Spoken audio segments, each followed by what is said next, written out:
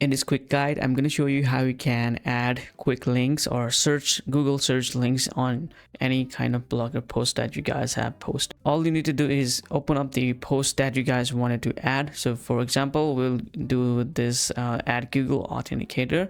So let's click on this one. So make sure that you guys are in Blogger. This will not work on a WordPress.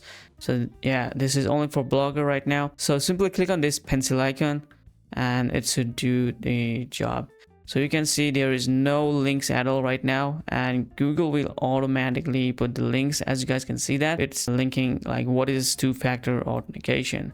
So you can see that it's defined two-factor authentication and it's literally using Gemini AI. Same thing with this one as well, QR code. Read our previous article is also put by this pencil icon. You can also see there are a lot of other links as well, but basically these are all the Google search.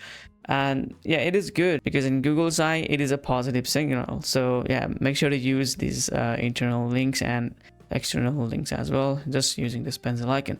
So yeah, it's that simple to automatically put the links on your blogger post. Hope this video helps you out. So if this video helps you out, leave a like and subscribe to my channel. See you guys in the next video. Peace.